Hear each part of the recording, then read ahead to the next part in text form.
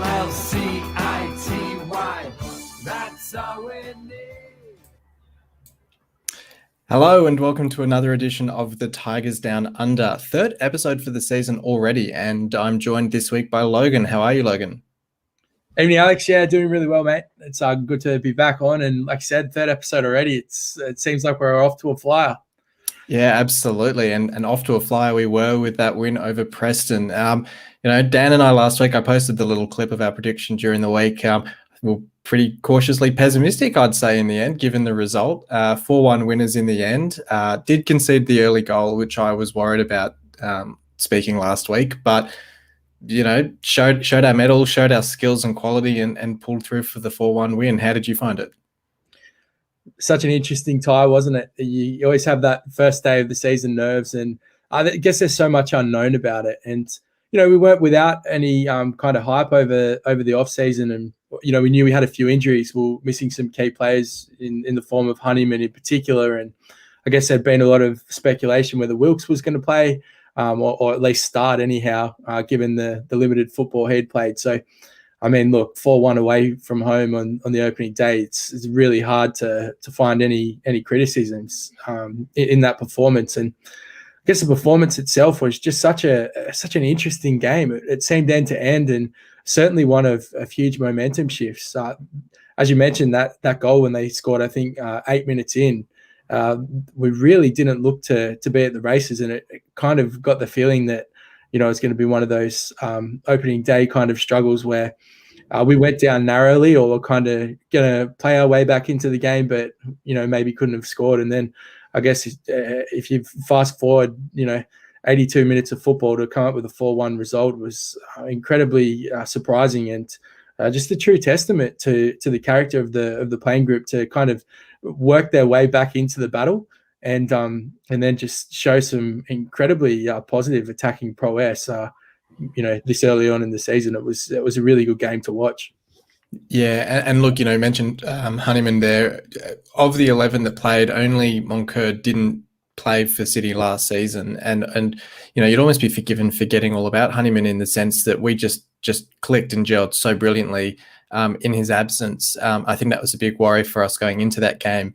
The other one being Elder missing at left back, with Emmanuel slotting in there, and I guess he was the one most at fault for their goal, but really grew into the game as it went on. But I guess for me, it was really interesting because almost in the first minute or two, we had that chance where KLP got put through on goal, and arguably another ref might have given their keeper a red card for the challenge, or the sort of the clattering together of him and KLP, which ultimately ended up with him being subbed off about 10 minutes later. But it was a very open start, and then as you say, they did get that goal on 8 minutes. And I guess the sort of comparison I'd made last week was, when we went up to the Premier League under Bruce and we played, I think it was Chelsea on the opening day, and they had De Bruyne and Hazard and Lukaku off the bench, towards the end of that game, and they had a lot of quality players in that side, and you're sort of sitting there watching, and I think they got a penalty after about 10 minutes, and you're sitting there watching that game, thinking, boy, we've sort of taken a real step up. Obviously this was at a lower scale than that, but to concede after 8 minutes, first game back in the championship, you think, oh, okay, is this squad actually going to be up for the challenge? And they certainly proved it. And to have 4 different goal scorers, it's one of those aspects that's always so underrated or sort of overlooked, I guess, in games. Is just the even spread of goals across that lineup. You got Cannon scoring on debut. You got Eves with a ridiculous back heel assist. As I sort of said in our chat, I think the only thing missing that could have topped off the day would have been Greaves banging in a header from a corner. But look, it was just about as perfect as you could have hoped for.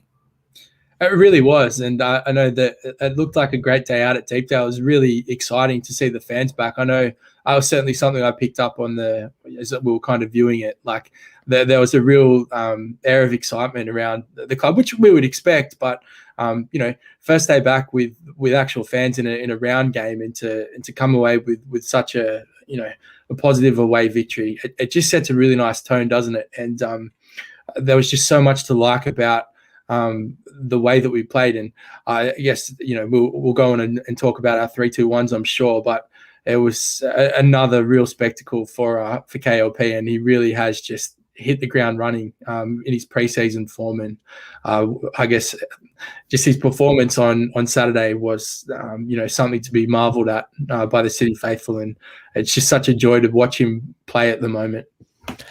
And I think, look, we've said for seasons, and I think even last championship season when he was getting sort of cameos off the bench and we were already starting to see that promise and, the inevitable comparisons to Jared Bowen and his own trajectory from the academy, from the youth team, the under-23s, I'd say, because Bowen wasn't strictly an academy player, you'd say. But KLP being a Hull lad, having, he was getting the pizza from the Allams while waiting for Ben Arfa to sign 7 years ago. Things like that connection to the club and the city makes his journey and his trajectory just that little bit more special.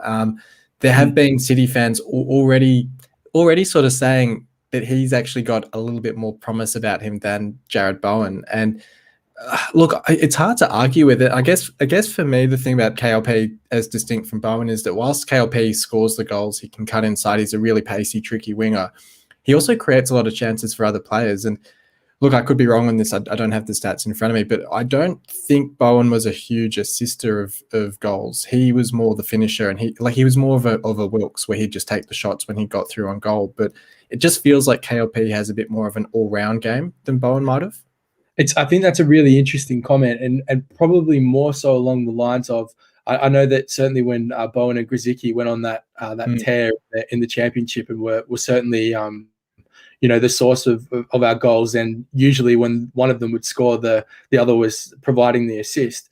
But I definitely think it's fair to say that certainly earlier in Jared Bowen's career, at this stage of when he was playing for City and KLP was, I know that Jared Bowen wasn't obviously seeing as much first-team football, and it did take him kind of a little bit longer to really hit his straps. So, when we look at the age of KLP and I guess how quickly he has, provided such an impact in both his goal scoring and his assists, I think that is a fair comment for this point in time.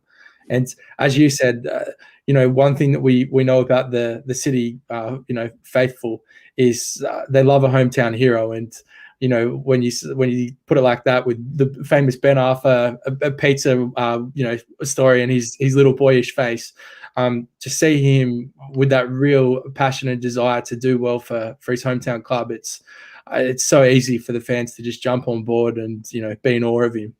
Yeah, and I don't think it can be understated how cool it is having him, Greaves, and Coyle all in the starting lineup, all Hull locals. It's awesome to see, and it's great that there was a period there where there was just no real tangible link between the academy and the first team. And credit where it's due to the Allams putting the investment in, getting the academy up to a Category 2 or Category B or whatever it's called.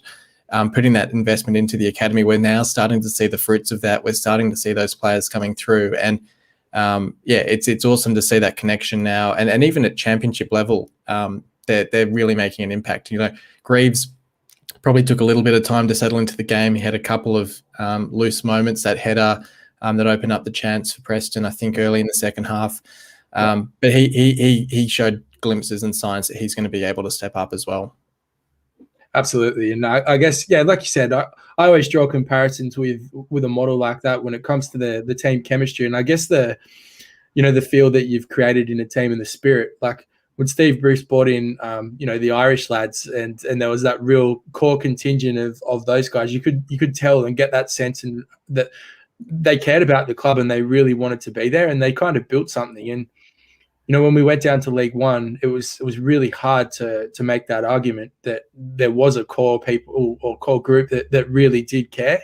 And I think that the emergence of this young core has just been a surprise to us, but such a breath of fresh air. And there's a real camaraderie in not just the playing group, but I think it's brought the fans together as well, because, as I said, they really do appreciate the hometown heroes, and to have three of them playing first team football in the championship, nonetheless, it's an absolute joy.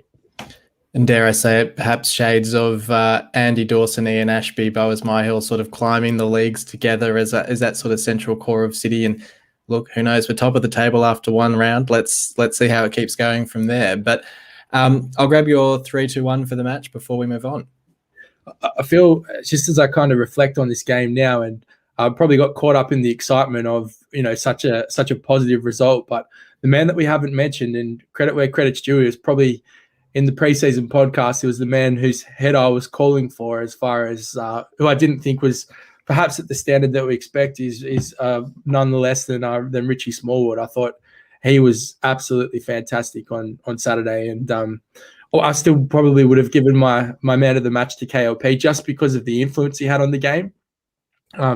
So certainly he will be wearing my 3 points for this week. And I was disgusted to see that he didn't make the AFL team of the week. Ridiculous. Yeah. I thought that was an absolute robbery. There was none more deserving player in the championship that weekend than KLP.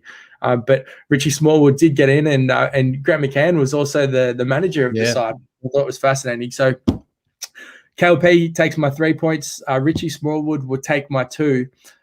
There's a real toss-up here for me between whether I give my 1 point to. I thought Ingram made some really crucial saves in key moments, and I thought that he had a real influence on the game. But my boy Josh Magennis just getting back on the score sheet again, and a very tidy finish, by the way, from an incredibly dime perfect ball from KLP. I probably want to give it to him just because I guess that affiliation. I'm delighted in watching his resurrection and to see him score in the opening round and just to keep it going. He seems like such a spiritual leader of the team. When he gets a goal or gets a little bit of wind in his sail, he really seems to have such a key role in the momentum. So I think I'll give my 1 to him. Yeah, I think I saw he's got 8 in 9 competitive games or something like that. Ridiculous. And I heard a comment on another podcast last week that, sometimes these players just find it. Something clicks late in their career. You're not necessarily a 22, 23-year-old. Sometimes you're a 28, 29-year-old and you just get it. You know where to run. You know how to read the ball coming in and to score the goals, and it just all clicks for you. And it looks like it's clicked for Magennis. It looks like he's in a system that works for him. He understands the play. And it's working, and it's awesome to see. And like you said, so happy to see him score a goal on the opening day and just keep that run going, keep that confidence at the higher level, because you sometimes might see, you make that step up, like Eves 2 seasons ago. You make that step up, you kind of don't score for the first couple of games, you start to question yourself, your confidence gets rocky, and then it all sort of falls apart. So, getting that goal was super important for him, I reckon. But yeah, look, I can't argue with your 3 and your 2. I think KLP easily stand out for the 3 best on ground. Smallwood definitely as well. Didn't really touch on him before, but proving the doubters wrong. Really stepping up, especially in Honeyman's absence. Goal and an assist. Really awesome display from him. I'm going to give it to the new boy Moncur for the 1. I thought we'd sort of talked about him in preseason. I think he was really had a really good work rate. Really, good displays across in those sorts of attacking positions on the ground, made a lot of opportunities for the players, and looks a really, really promising signing. So I'll give him the 1 vote for that one. We don't have a whole lot to talk about for this morning's game, just because, in fairness, we haven't had the chance to watch it, which was a shame. It would have been great to be able to get that on Tigers TV, but we sort of saw a couple of the penalties. We saw KLP's goal as well. So I guess the bigger sort of talking point out of this one, I guess, is the fact that we did lose the game, and thoughts on that, and then also just thoughts on the players that did play and any sort of positives to come out of that. So firstly, we sort of talked before the podcast went to air just about the actual implications of losing the game. What were your thoughts on that? So look, it's fascinating following such a positive result on the weekend. I think that just to have the first round of a cup, it almost, in some ways, it's fair to say that it's a bit of an anticlimax, like having such a huge start to the season and then, having to start a cup run midweek against with all due respect, the lowly ranked Wigan. It's not exactly the most exciting fixture to get yourself, out of bed for, so to speak. But I was really surprised at how strong the lineup was. When I look at it on paper, I thought it was probably a game that, McCann, it seemed to mean something to him and certainly the playing group, that they really wanted to win it. So I guess from that angle, it's disappointing, although, we speculated that perhaps there's a little bit more to why the team selection was that way. And I guess the argument or the point I put forward, and I could be absolutely wrong in saying this, but maybe McCann was of the of the persuasion to kind of let's try and keep the momentum going to win a fixture so early after following Saturday's great result could have been a huge step in the right direction just for keeping the dressing room up and the players. First game back at the MKM. Get used to that name, but first game back there, trying to give the fans something to cheer about as well, perhaps. Absolutely, and I guess when we look at some of the other contributing factors to this season with the transfer embargo and the fact that we are reduced in our squad numbers, I mean, playing extra fixtures, I've always kind of been a big believer in cups only mattering when you find yourself in the later rounds.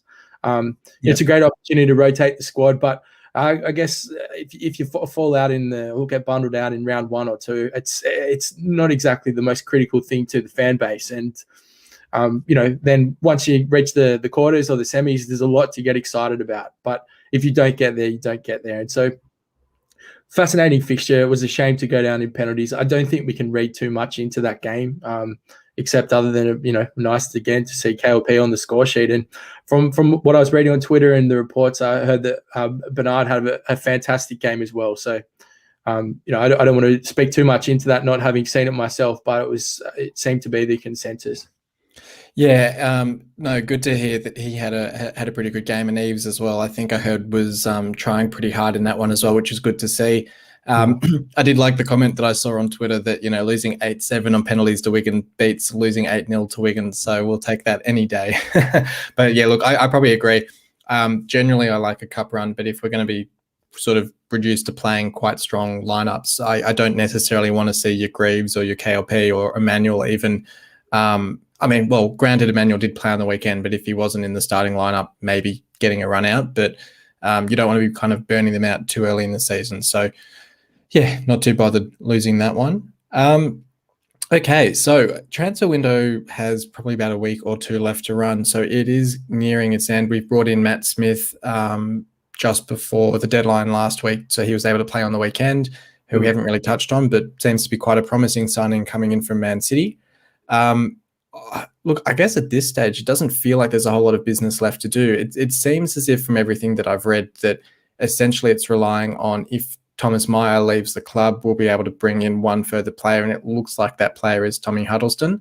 It does sound as if he has a bit of interest from other clubs as well, so it will be interesting to see what happens there. But looking at the squad, I guess it's a hard question to answer having just won a game 4-1. You think everything's roses. You think there's no need to improve the squad at all, but looking at the squad, do you have any senses of areas that we probably need to strengthen before the window closes?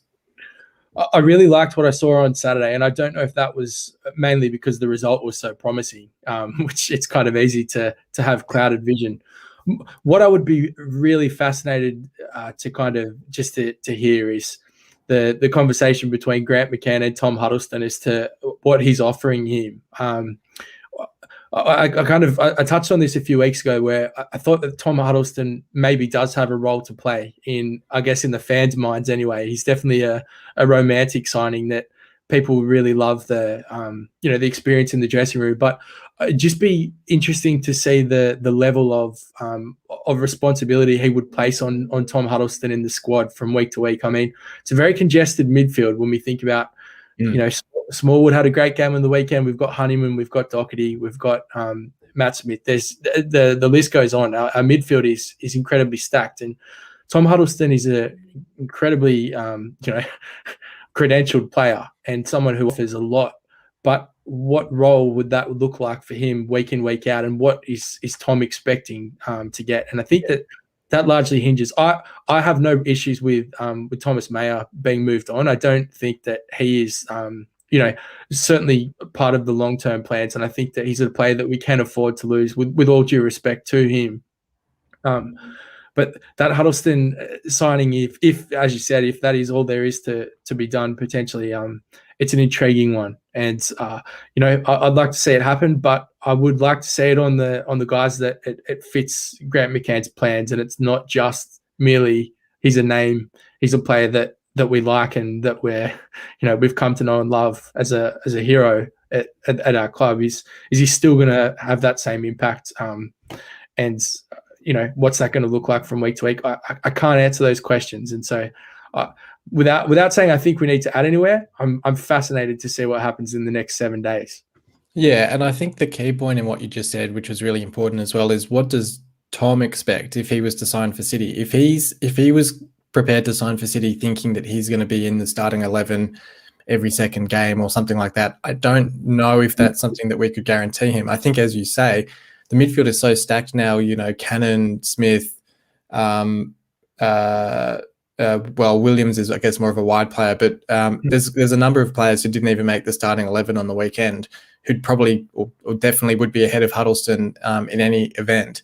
I think the thing about Huddleston, at least, is he's quite a different sort of player to them. They're all quite workmanlike. They've got a good engine. They'll be running up and down the pitch, whereas he's more of someone who can dictate the pace of the game. And, if he came on as a 70th minute sub to sort of just to run the game, to control the ball, to sort of spray those passes out to the wings to Lewis Potter and Wilkes, it's a good alternative if we're sort of looking to manage a game and see it out.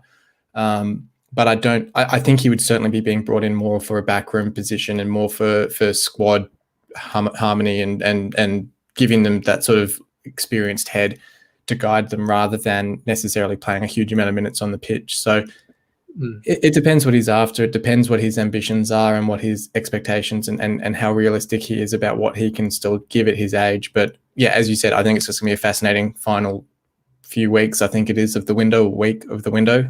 So I guess we'll keep an eye out for that one. And one other thing to consider with him is he has been known to play some centre back in his time as well. So that's a good point. The fact that you maybe could be looking at him for some level of versatility. I mean, it's somewhat limited. You're never going to put him in a wide area or anything crazy like that. But it is an old head that can certainly shore up your defensive stocks if you were to experience a couple of injuries or whatnot. So also worth considering. No, that's a very good shout. One stat, sort of moving on to talk about the manager, and one stat that I'd seen during the week, which I tweeted out, and don't know if I've got anything to comment on it or anything like that, but thought it was worth repeating here, was looking at managers that have managed more than 20 games for City. So, sort of cutting out any sort of caretakers or anything like that could warp the rankings. McCann has the third best points per game of a City manager in our history, which, just considering the way that championship season ended and the lack of points collected, granted, that means, yes, he had a very good League One record, but he's managed a decent number of games for City now and has a remarkable record for us. I guess when you consider the first half of that championship season, as well as last season as well, has the sixth best winning percentage for City managers as well, which puts him above Steve Bruce, for instance. I was thinking about it the other day, and I guess with the way that first game went, that I would think it'd be, touching all sorts of wood to not jinx things, but I would think that he'll see out this season. He's starting to become quite a long-term manager for City, which I guess, considering we've had Adkins, Slutsky and Silva as very short-term, and Phelan as well, as very short-term managers more recently, he's starting to, if the season can continue to progress as it is, he's starting to sort of rebuild his reputation or start to build a bit of a legacy amongst City supporters.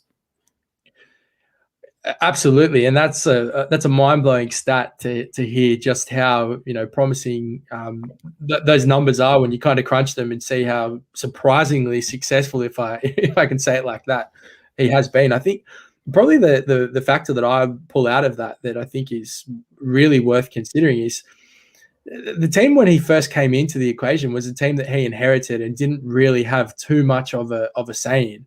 I would argue now that the squad that we're seeing right before our eyes is one that he is now more or less built with his own staff, and now has kind of been given a bit of license to pick and choose the players that he wants, or with a far lesser checkbook, I guess, than what he would potentially like. But on a shoestring budget, he certainly has built a team of players that he wants at the club, and has certainly got them playing a Grant McCann style football. I mean, what we saw in that Preston fixture on the weekend was typical McCann. Like, there was times where we were exposed. There were times where we, looked vulnerable. And then there were times where we looked like world beaters, where we had men forward and, when we got into the final third, we looked like all kinds of threats. Like, he really does have that coaching philosophy of, we'll try and outscore them, and it's exciting to watch. And I guess the fact that it's been at League One level and one round of the championship, with the exception of the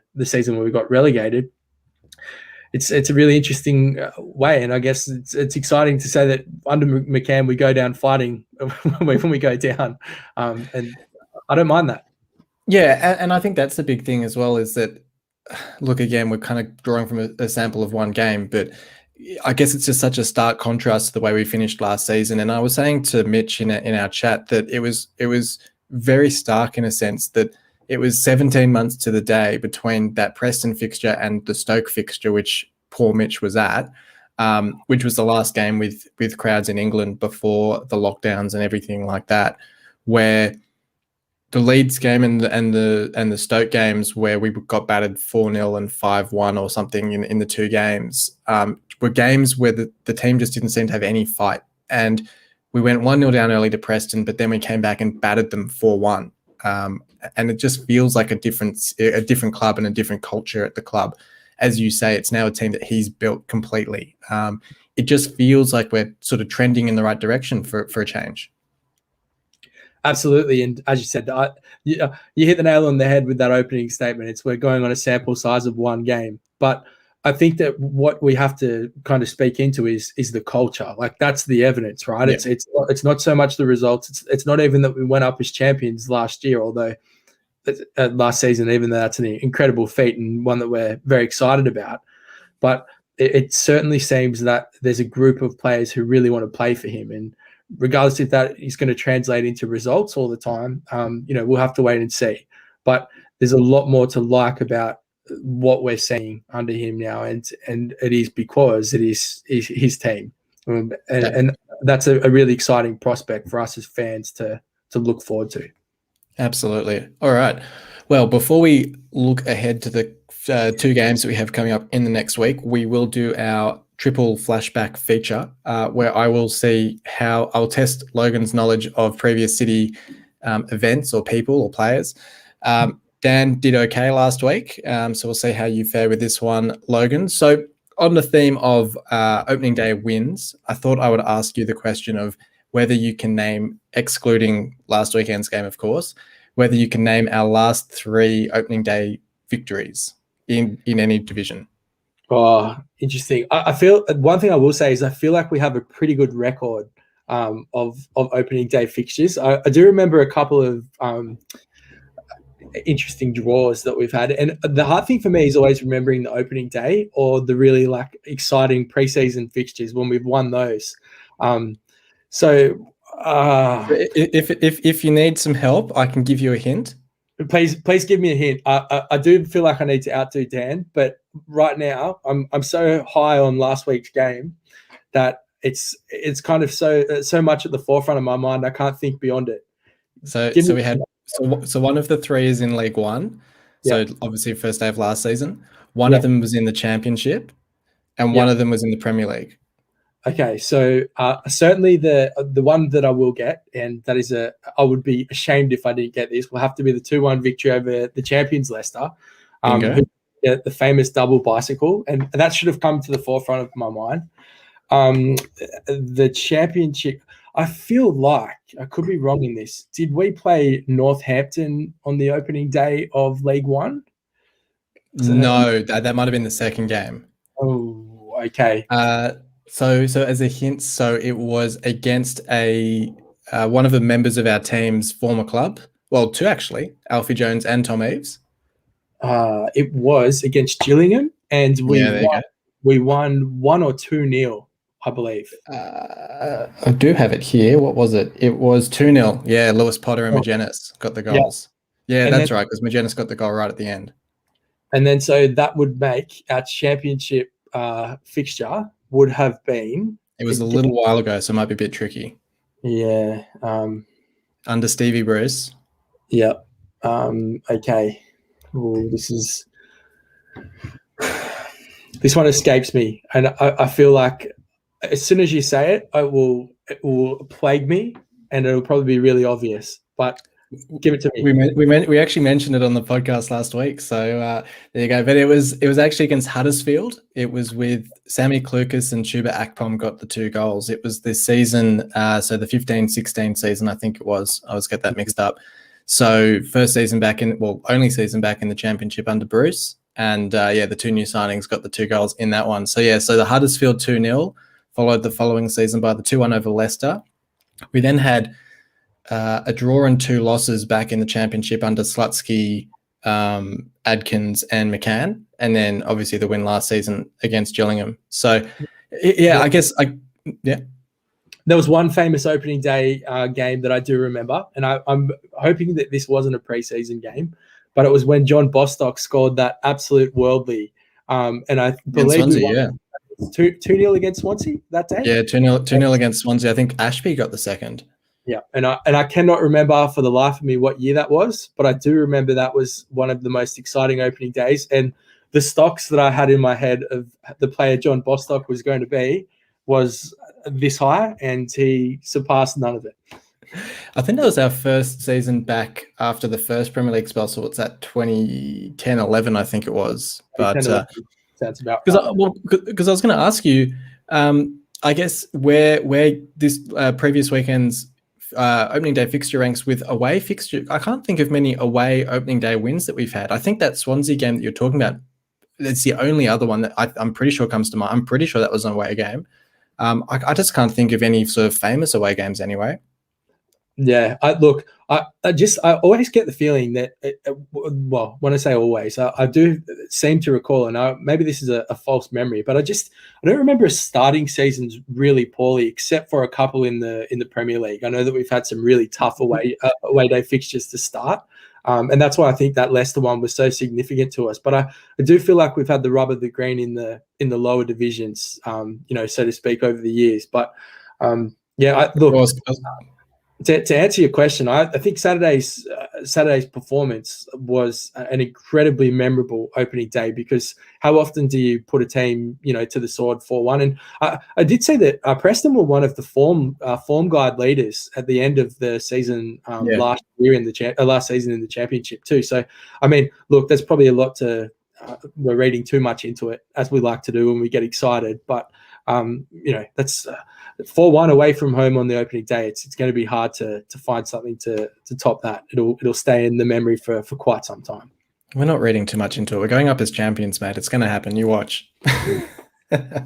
Well, look, speaking of challenging fixtures, we do have one coming up against QPR. I think that will, I guess, give us a little bit of context with the Preston result. QPR, one of the preseason sort of dark horses, but a dark horse that was so dark that they actually became one of the favourites. I think they've talked about that quite a bit with the quality of the squad that they've assembled and the nature of the players that they have there. 2 sort of familiar faces in Device and Odebajo in their ranks as well. So what would you make of this fixture against QPR and our chances in this one? Also worth noting that he was another player who was on the AFL team of the week. Jordy Device made it in there.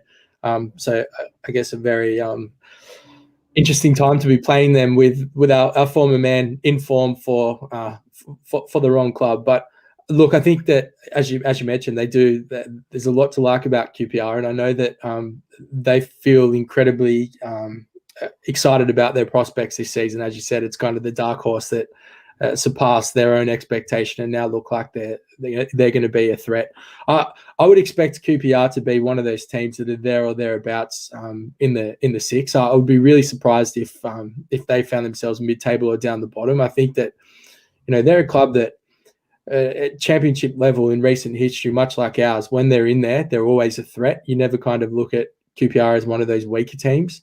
And so it's going to be an interesting fixture this week. And I guess it's far too early in the season to read in too much to how they're going to be, except for the fact that on paper they look like they're a quality side with, as you said, some fairly handy signings. But how we follow up that first result is going to be critical. And there's no more impressive thing to be kind of carrying into games than momentum. It's so fascinating what momentum can do in these championship seasons or League One, where the games just come thick and fast, and you get a little bit of a roll on. How we follow up Saturday is going to be, the true test, and I'm really looking forward to it. Yeah, and look, you say QPR has been one of the more competitive sides in the championship, but I was actually I was quite surprised to see that we've actually won 3 of our last 5 against them, and in that 5 there's only 1 loss, so we've actually been quite competitive against them. And I guess I was even more surprised to see that I'd completely forgotten that the last time we played them was December 2019, so just before we fell off a cliff.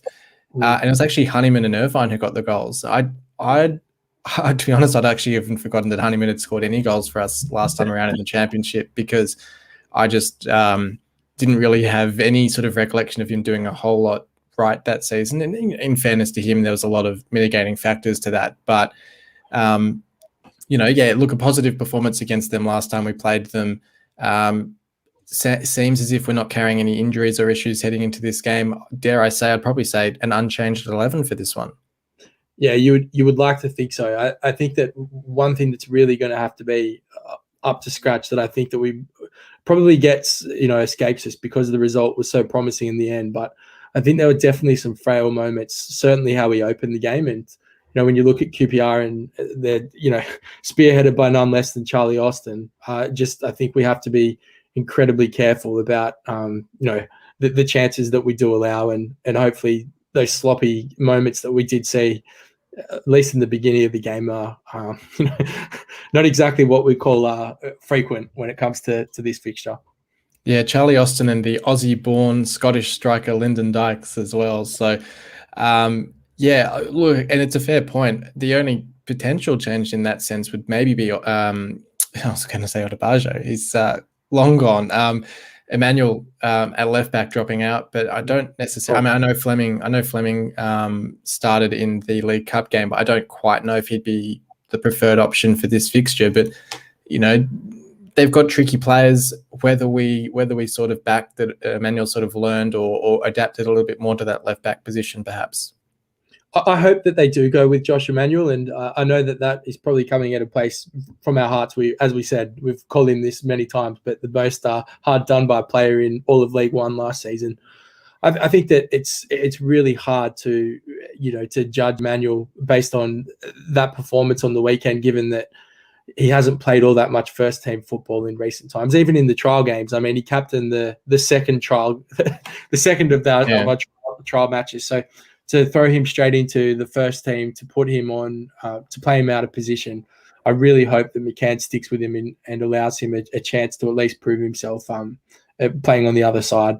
But yeah, it'll be intriguing to see what they do there. And do you have a score prediction for this one? I would really love to say that we're going to keep them scoreless, but I just can't see it happening. So I'm going to stick to the positive momentum and try and build on what we had last week. I think we're going to win 2-1, but I definitely see QPR scoring. Yeah, I'll probably go with 2-1 as well. I can't bear to bring myself to not tip a City win after last week, and I'll go with KLP to bag another goal in that one. A game that's maybe more interesting for different reasons is the following fixture against Derby. Derby, of course, having something like 13 fit senior players at the moment, given their current financial situation. Wayne Rooney managing the club, claiming that he's sleeping in the office because he's working night and day to sort of fix their situation. Although I think there's a few people who think that maybe there's other reasons that he's not sleeping in his home, given some of the stories in the media. But whatever the case, look, they're in an interesting position, and they did get a 1-1 result, 1-1 draw with Huddersfield last week, although Huddersfield had half a dozen players out with COVID at the time as well, so mitigating factors in that one. It feels like a game that it's hard to say that it's a must-win, because it's not necessarily a must-win, but it's a sort of game that we really need to be banking the 3 points and taking advantage of their situation as much as we can. Yeah, without a doubt, and I think that we're really lucky in the way that the fixtures lined up, that we do have them this early in the season. As you mentioned, I mean, look, they're not without quality players. They still are. They've obviously got Curtis Davies, who I imagine really scored on the weekend, yeah, and will thrive in a situation like this. We know how much of a competitor Curtis Davies is, and I think that there would be a quiet confidence amongst the playing group that they would relish that in the same way that we relish that opening day against Leicester. the backs against the wall. Always be scared of a wounded team like that. And they also have Stearman in defence. They're not to be messed with. They're no easy beats. But as you said, there is some real interest just surrounding how strange their circumstances are.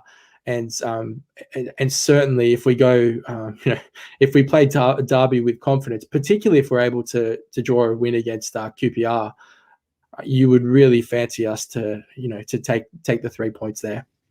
Yeah, I sort of dared to do the thing that you should never do in sport, and I did look 2 games ahead when I was saying in the chat that if we could beat QPR, the chance to start the season with 3 wins would really be quite a tantalising one, especially given the fixtures we have after that Derby game. We do play, Fulham, Bournemouth, and maybe it's Sheffield United as well in our next 4 after that. So some really tough fixtures to come. So the more points that we can bank at this stage and start to get off to that positive start, the better. And look, it's a really good comparison, I think, drawing that comparison to the Leicester game, because it's easy to look at their squad and say, well, they only have 13 fit players. They're not going to be any good. But that still means that they can field a pretty decent first 11. They have Ravel Morrison, who scored a great goal in the League Cup this morning for them. As you say, they've got Curtis Davies. They've got a few pretty decent players at championship level. And if you're not making substitutions and they can run out the game, then who cares if they don't have more than 13 players available? So, as we saw in that Leicester game. So they're still certainly a tricky opponent, and they're not to be taken lightly. But as you say, I think playing them at this stage of the season hopefully will mean that we can essentially take advantage of that situation and hopefully bank the 3 points. What would be your score prediction for this one?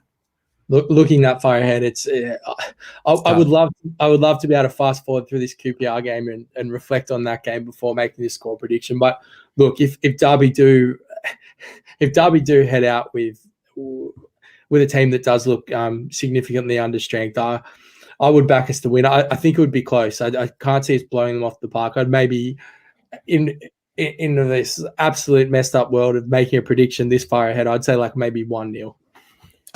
Yeah, I was actually just going to say 1-0 as well. I think you're right. I think there'll be a lot of expectations going into this game, especially after the Preston game, that we'll win 3, 4, 5-0. But I think it's definitely sort of overblown just how weak their 11 is. I think that they'll actually put up quite a fight, and if we can take the 3 points, I'm happy to take the 3 points and move on from it. I don't think we need to be expecting more than that. And I think it's almost the biggest danger is if the playing group starts to get ahead of themselves and starts to expect the win before we've actually gone out on the pitch. And I think that's the biggest danger in a game like this, where, as you say, the 11 are strong. They're quite together, tight-knit as a group. They'll be up for the challenge, and we can't sort of give them that opportunity to forge a bond and get the result against us. So we've just got to be clinical. And that's why I sort of said in some ways it's a bigger test in the QPR game, because it's about how professional the squad can be and how much they can just be quite clinical. And we did it through the season last year in League One, and we have to do it again here. Is that an interesting concept? When we have been in the championship before, I think that clubs have looked at us as kind of one of the bigger fishes in the pond, so to speak. And the fact that we have such a new look squad now, we've come up from League One, and certainly on paper we're not exactly what you would call a star-studded lineup when you consider the lacks of some of the squads. I think that I'd be really interested to know how you see this. But do you think that plays into the way that we can or can't get complacent in games? Like when we do play the likes of a Fulham or the likes of a Sheffield United, you think it keeps the playing group honest?